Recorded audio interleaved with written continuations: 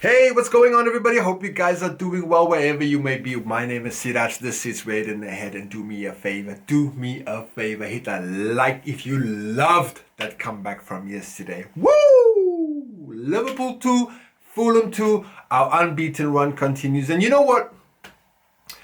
One of the best things about coming in and having these kind of making these videos a little bit later than the immediate match reactions is you can reflect a little bit more about what you've seen and so you get a much better picture, a kind of detached, unemotional picture of what you saw yesterday. It's fucking hard, I'm not gonna lie, to not be emotional when it comes to Liverpool, but I can honestly say, having watched that game yesterday and coming out of it, how utterly dominant we were for a team that went down to 10 men in the 17th minute, I think, or near the 20th minute.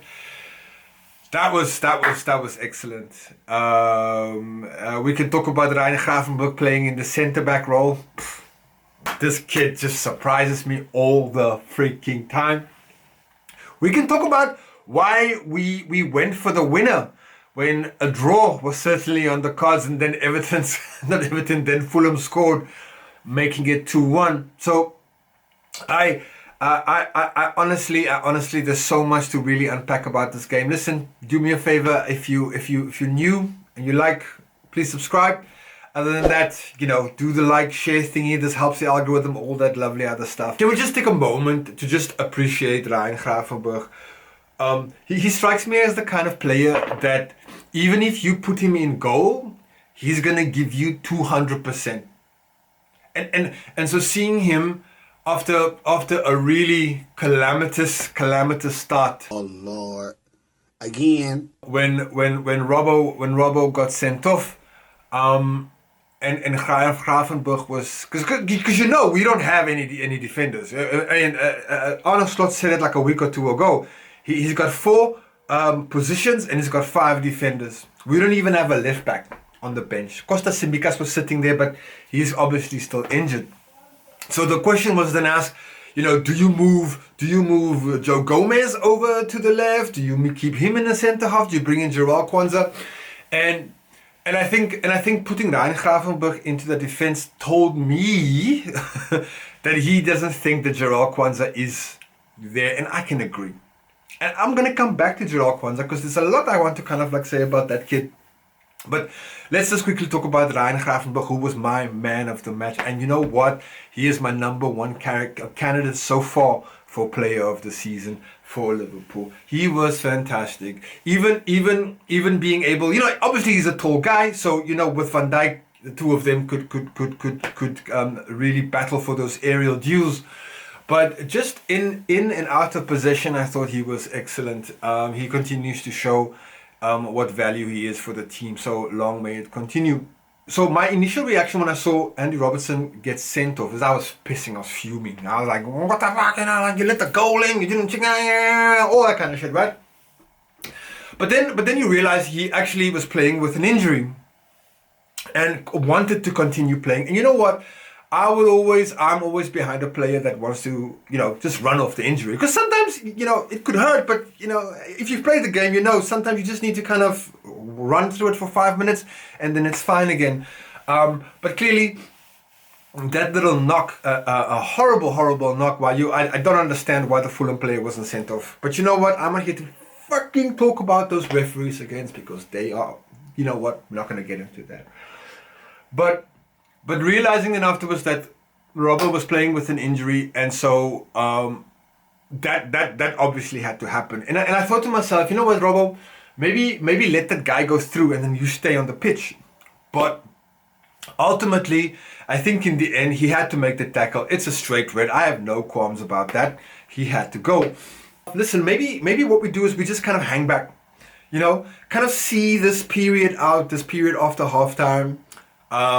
Just stay compact, stay tight, and I could see that Slot was thinking. The gears were turning, and he was like, "Yeah, should I play a 3 at the back?" And we went 3 at the back, and I think with Gravenberch there as well, going 3 at the back helped in certain instances. But I think that a lot of the team don't really know how to play with 3 in the back, so he converted back to a 4. But it's that kind of tactical flexibility, which is what I like. One thing that really pleased me as well tremendously was the work rate and the energy that the people put in. So, we got to give our team a big of a round of applause for that, because you know what? After 60 minutes, I could see they were fucking getting knackered, but these guys just kept on going.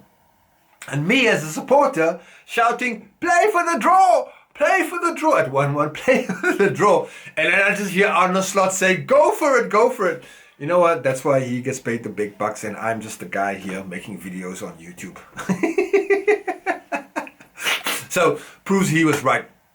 But it was something that I really wanted us to consider, especially when we are playing with 10 men down, is to really keep yourself in the game. You almost need to play like a Stoke City or a West Ham, where you just keep yourself in the game, you keep it at 1, and then the last 10 minutes, when there's a little bit of jeopardy, when the defending team, who's really, really sitting deep, are more worried about losing the game, so they're going to start making defensive mistakes, or they're going to start making defense. That's when you can go for when you can pull the hammer.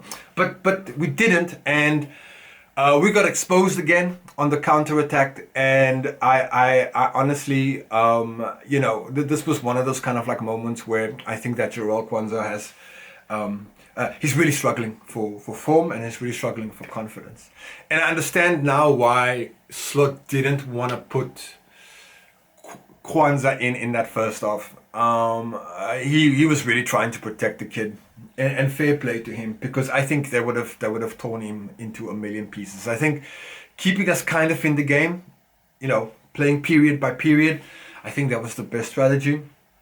But I would just when that goal goes in, the Fulham, the second goal from Fulham, it's a weird goal. It bounces off Gomez and it goes in, and it's 2-1, and I'm thinking, 75 minutes, fuck.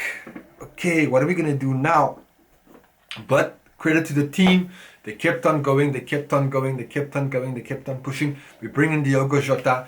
All of a sudden, things start happening. And Fulham, they really don't like Diogo Jota.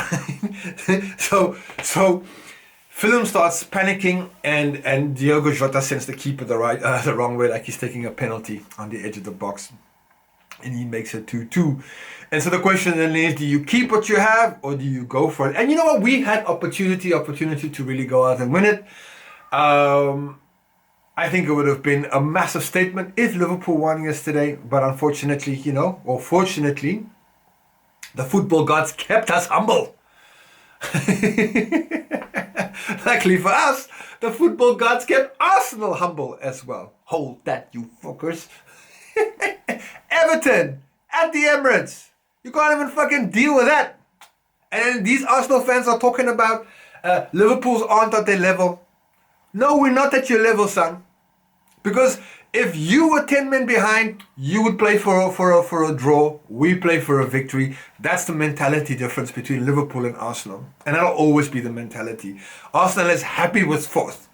Right? Liverpool wants to win the title. Okay? So don't talk to me about mentalities and Arsenal. Hold that and sit down.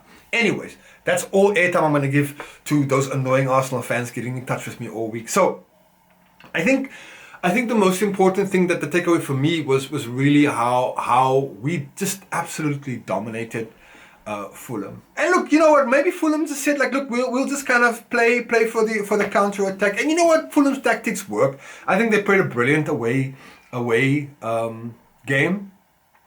They come away with a point at Anfield. I'm sure, you know what? If you told them at the beginning of the game, they would have taken it. Obviously, with a man down, you gotta go for it. It kind of forces the team that was prepared to sit in the low block to actually go out. And then, yeah, it just makes the game a little bit more interesting for the neutrals and for everybody else watching. I am absolutely sure about that. But I honestly thought that was another master. I wouldn't call it maybe not a masterclass. I would just below a masterclass on how to play with 10 men. But absolutely fantastic. I don't know what this means for us.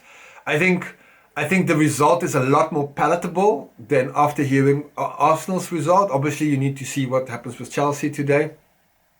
Though I do think in general Chelsea is plays much better football than Arsenal in any case.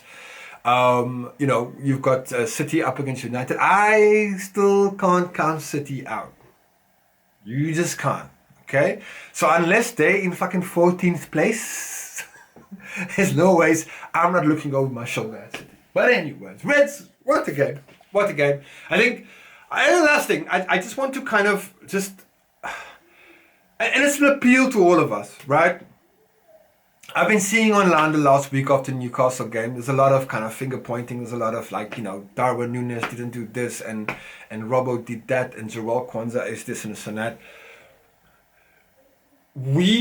I've never in my life seen anybody, even in work or in any situation, perform better when you go in on them week after week after week. Right? So the only thing I can really say is that, they're going to be with us for the rest of the season. So let's just get behind them, right? I saw people going in on Darwin Núñez yesterday, but Darwin Núñez had an assist. I thought that now Darwin Núñez had a much better game, had a more impact on the game than Mo Salah. But because Salah is the stat merchant, and fair play to him, people are just going to be like, no, he's fine. But I thought that Darwin Núñez had a much better game. But it's so difficult for people to divorce themselves from the perception or the image that they have in their head of him, and not seeing the wood from the trees. That's why I always decided I wanted to do these match reviews the day later to give myself a bit of time to think about it. And the same with Joel Kwanzaa. Look, I said at the beginning of the season, I didn't think that he's having the best of the season. Joel Kwanzaa from last season was amazing, and even before that, when he broke into the first team, I think he's just struggling to find himself in a team that's going through a bit of a transition, a new coach, a new system, a new everything. So, and for him to be thrusted like that into it, I know he's not a kid anymore, and he's got to step up. But my God, give them a break. Okay, let's get behind him. The same with Robbo. Like I said, yesterday I was fucking fuming on the watch along because I thought he was finished. I had it written on my board here. Robbo is finished, done. But then you realize, oh no, but he was playing with a really bad injury. And so he lost a little bit of his pace. And so he was struggling, but he wanted to go on because he knew there was nobody else who could come on for him. And you know what? That's a soldier.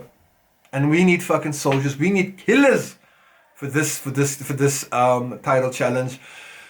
This title challenge, I believe, is going to go to the wire, because this is not going to be the first time that we're going to drop points. No, absolutely not. But for us, what gives us a bit of breathing space is that there's zero margin of errors for the others.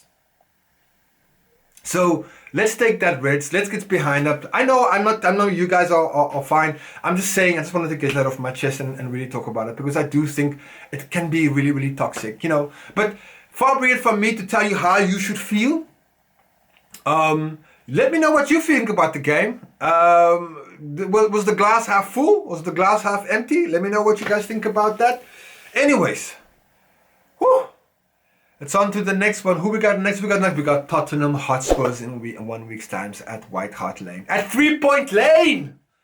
Let's make that happen. Let's manifest that, Rich, this Christmas season. Until then, I see you guys in the next one. Take care. Boom!